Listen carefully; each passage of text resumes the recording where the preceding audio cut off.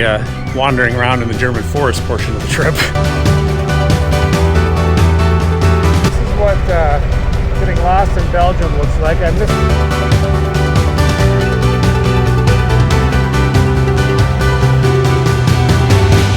Now I'm lost in Germany.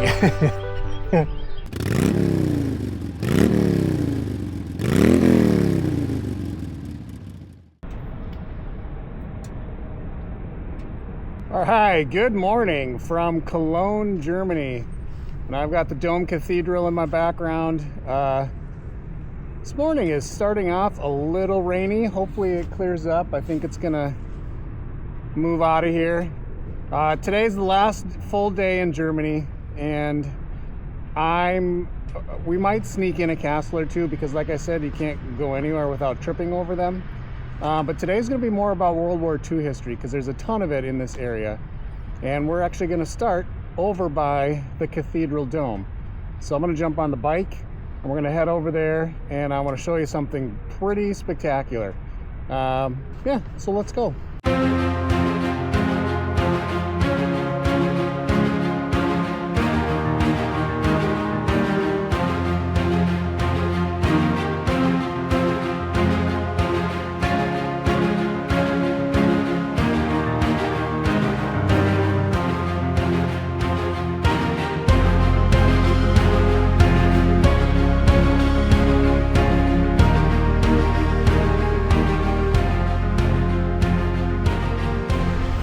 Sometimes when you plan things out in your brain, it doesn't quite go how you want it to. But you can see in the background here, you can see the Cologne Cathedral. And then right here under all this tarp is actually a Roman tower. And obviously they're restoring it. I'm bummed that I can't see it. But I'm going to show you a picture here. Because right in this spot, a very famous tank battle happened. It's called the Cologne Tank Battle, and it's famous because a lot of it was captured on video and photography. They had some videographers and photographers there, which is pretty crazy, and it's literally in this spot. So you can see right here in this photo. There's the tank. There's the Roman wall, which is right there, and you can see the Dome Cathedral at the back. It's pretty intense. It was March 6th, 1945, and a couple of tanks were rolling in on Cologne. Cologne was absolutely destroyed. Maybe I'll drop a couple photographs in here, but if you look it up, the Allies bombed Cologne basically to dust. And I've said this a couple times now in the other videos, but there's a poet that called it Europe's biggest pile of rubble. But they did not bomb the cathedral, largely because they were using it as like a waypoint, because it's so big and stands out from so far away. They didn't want to destroy it and not kind of have that waypoint, which was super helpful to them. And so, like I said, March 6th, 1945, you can't really see it from here, but just back on this side is a bridge, and maybe I'll ride over there under it. But a German Panzer tank was hiding there and ambushed a U.S. Sherman tank of the 3rd Armored Division. And in the video, you can see the Sherman drivers and gunners jumping out. One guy lost his leg when the tank was hit. And then there was another tank coming from this direction over here, which was a new Pershing tank, and that tank took out the Panzer. Pretty intense, and it literally happened right here on this street corner, which is pretty cool to see. I'm going to try and get a little bit closer to the cathedral, and then we're going to head out west towards Belgium and see what other World War II history we can find. Let's go. So basically this rail and bridge complex that we're looking at now, on the other side of it is where the Panzer was hiding, and it was, you couldn't see it, it was under the bridge, and that's where it took out the Sherman. And that's the bridge. This is the major metropolitan bridge that the Germans destroyed after they lost the tank battle and gave up the west bank of the Rhine and Cologne. Look at that. Yeah, it's just spectacular from every angle. So they eventually obviously rebuilt the bridge, but... And actually, this is it. Oh, this is cool. I didn't really expect it. This is the tunnel where the Panzer was hiding. Literally right here, shooting down the street. It was either this one or the next one right there. Right underneath the cathedral here. Yep, here we go. Look at that. Right here. Oh, that's cool. And you're not going to be able to see it in the camera, but right here, this is where that Panzer was hiding, and it shot down the street to get the Sherman. Wow, that's cool. I didn't that was a bit of a surprise there.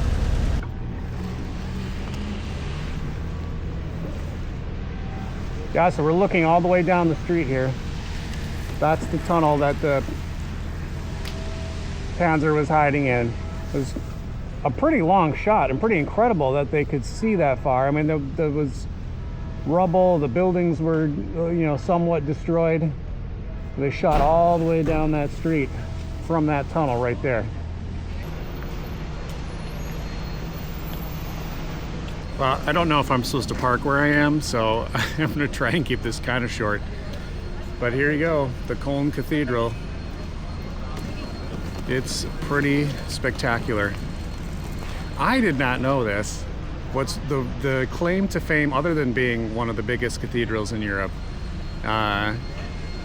supposedly this is where the remains of the three wise men, the three kings from Manger, Nativity, Christmas Nativity, they're buried here.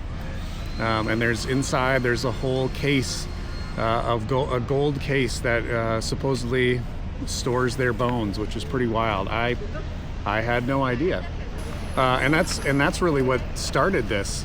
The remains of the three wise men were brought to Cologne, and they built this basically masterpiece of high Gothic architecture to house the bones of those guys.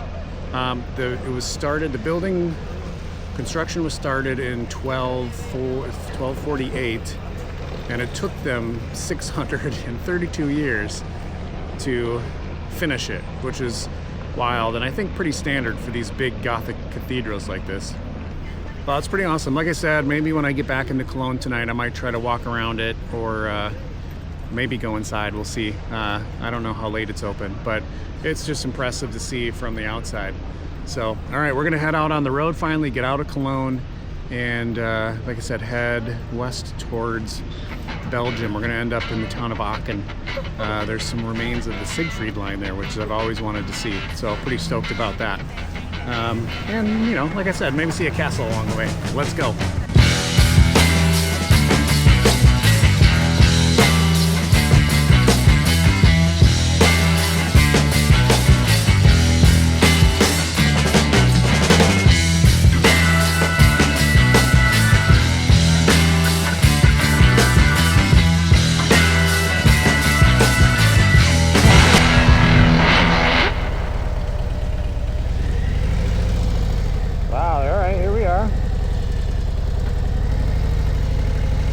This is Berg Paffendorf. Pretty cool. All right, first side quest of the day is I had to come see Schloss Paffendorf, which is in the town of Paffendorf, probably named after the castle. You have the castle behind me. You have the church and cathedral right there, basically across the street. It is a moated castle, as you can see. It's kind of been turned into like a market and an event space, but look at the ground, beautiful grounds. So the first mention of a structure in this location was in 12 something, I don't remember, 1230, somewhere around there. But this actual castle itself was built in somewhere between like 1530 and 1546. It's a 2-story, and I said it's a Schloss, so it's a castle. It's more of like a palace or a mansion. But it's got 2 big round towers, which we're standing underneath one. The other one's over there. And then it's got the moat, obviously, which actually the moat is connected to the Erft River, which is pretty cool. And then in the 19th, like what we've talked about a couple times, in the 19th century, it was, redesigned, given a few more Gothic features, with some of the battlements and the turrets, and that stuff didn't exist until like the 19th century and kind of the restoration. It's pretty cool. I'm gonna see if I can walk inside real quick. The door is open. I'm gonna take that as an invite. Let's go take a look real quick.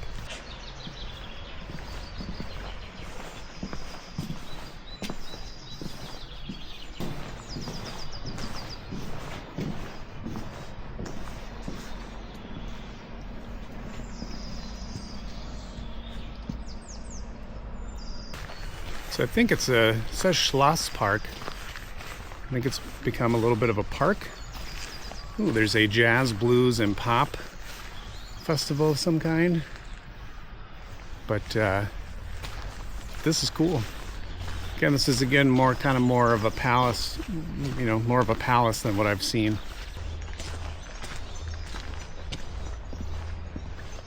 Surrounded by the moat.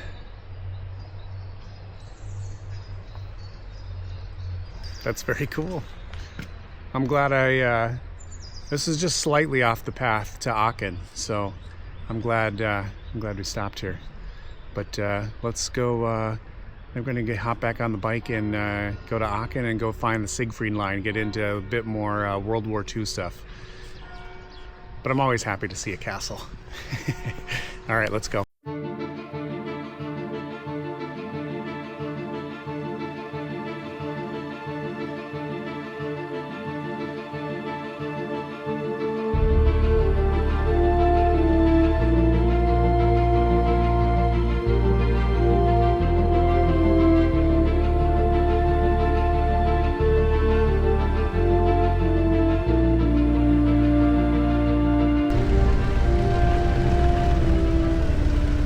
There's my first glimpse at some Siegfried Line stones.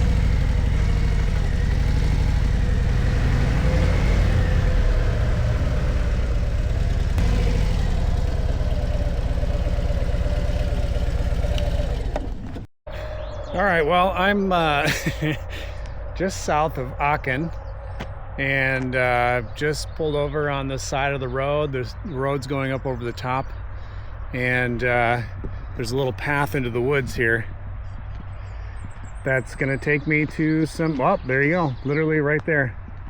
So the Siegfried Line, which is these big stones, and that one's square. It's actually more like these right here. And they're all covered in moss. The Siegfried Line was built like 1938, 1940 along the Belgian border. Belgium is just right over here. Again, I might have to go across the border. Basically as the Siegfried Line, the West Wall, to slow down the Allies' advance as they were coming from France after Normandy. And you can see all the stones in here, and they've largely left a lot of them because they're just such they're concrete, steel, and they're insanely difficult to move, I guess. So they've just left them all here, and now they're all getting covered with moss and trees and vines. It's pretty cool to see a piece of World War II history just right here. And the whole goal of these things was to slow down the tanks and actually funnel Allied tanks into advantageous killing zones, so they had a better chance at taking them out and could kind of control where they were going. So I'm gonna go to a few other spots. There's also just old Allied bunkers, or not Allied, but just German bunkers are in this area. all along this kind of west wall through the Siegfried Line. So we're gonna see if we can go find some of those too, but it's pretty cool. I've always wanted to come to Europe, Germany. I've not been to Normandy. Normandy's high on the list to see some of the stuff, see some of the World War II history. And I actually have forgot to mention, my grandfather was a B-17 bomber pilot during World War II. And we have all of his mission notes, which is pretty crazy, handwritten by him, explaining what he was doing. And he never bombed Cologne or Aachen, but he bombed Berlin many times. And actually he did in April of 45, I think. They did some runs to Ham and Wörl, which are about an hour and a half away from here, east of here, so not that far. And both of those were big railway industrial centers. So it's just, you know, a little bit of part of the family history too. So that's a part of it. There's a tiny little path here, so it looks like other people have done this. So I'm gonna walk down in here just a little bit, not too far. Oh boy, those are thorns, but I wanted to see, look at all of them.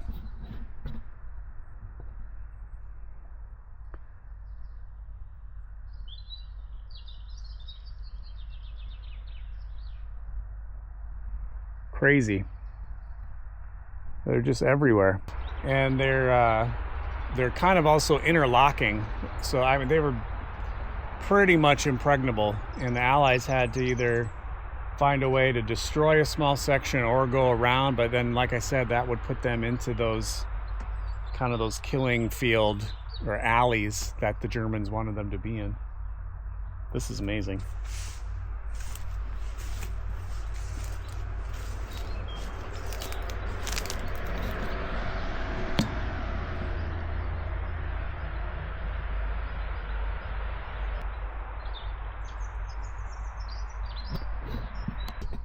And I guess, I don't know, what I didn't realize either is I didn't realize that they were all different sizes. You had two massive ones and a bunch of smaller ones, another big one. I think they just kind of staggered them out. Very cool. It's very cool to be here. All right, well, it's nice and sunny. I'm ditching the rain gear, and we're gonna go now. This morning was a freeway blitz, and now I'm gonna kind of wind my way back. Or actually, I didn't really realize that we're gonna go back, I think actually close to or through Eifel National Park, and back and kind of dip into the Eifel region. That's where the Hurtgen Forest is. That's we're gonna make my way over there. There was a big battle there, and go from there. See what else we can find that's World War II related. This is so cool. All right, let's go.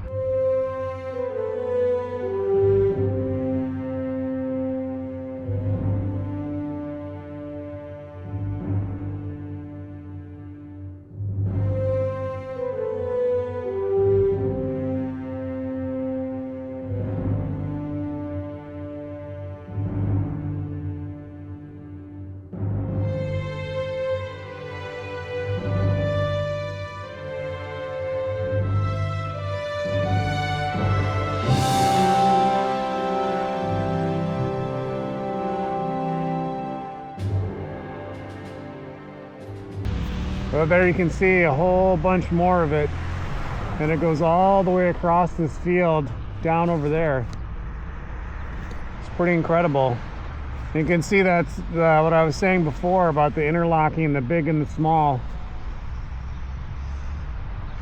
And they've cleared a very small path for stuff to get through. It's all fenced in, and I don't want to trespass, but it's crazy to see. The interesting part of this too is that Aachen was the first, and like I said, we're just south of Aachen. Aachen is back that way. Aachen was the first major city that the Allied forces captured, and they managed to break through parts of the Siegfried Line, some of the fortifications, and they were circled Aachen.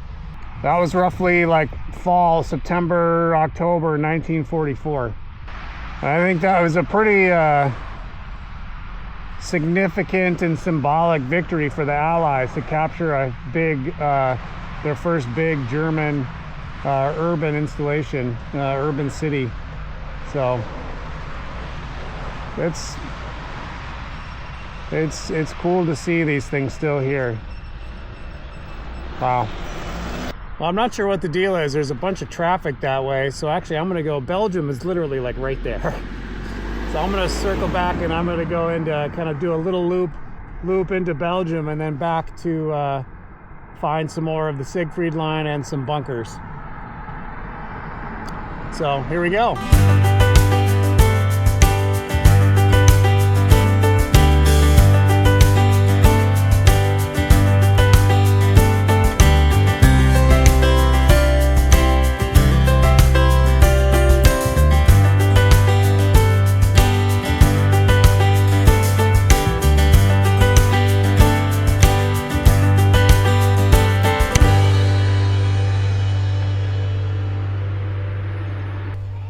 Well, I thought I'd throw in a Belgian castle since I'm here in Belgium. This is the Burg Raren, 14th century castle. Pretty small, but it's got a moat. Currently a dry moat. Looks like I'm not the only one here checking it out. But it's cool. It was built to protect the town. And they're doing some massive renovations, obviously, and you can see the holding up some of the stone, some of the decorative stone, trying to fix it up a little bit. It's small, but it's cool. I'm glad we swung into Belgium. All right, making our way back into Germany and towards the Hürtgen Forest. A few moments later. Well, this is what getting lost in Belgium looks like. I missed my turn. I was daydreaming.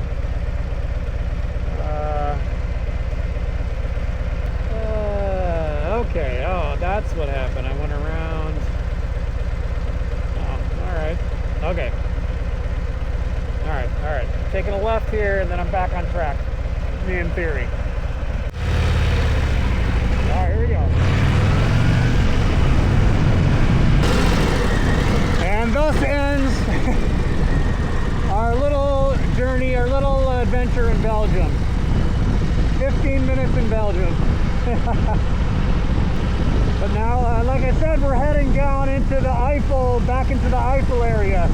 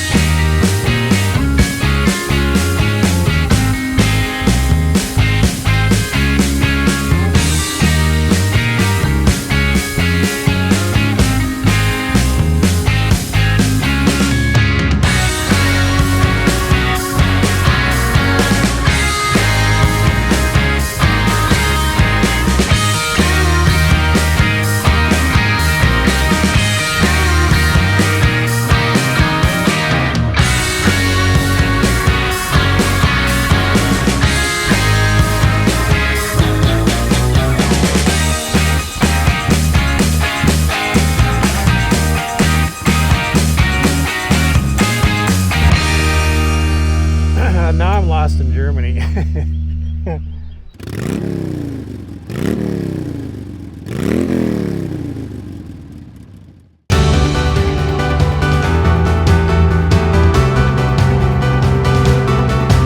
That's the road I came down right there. Came all the way down there. Nazi soldiers, 80 some years ago, were in here. And it literally changed the course of the end of the war. Done this before me, so we're just gonna... Oh, holy cow.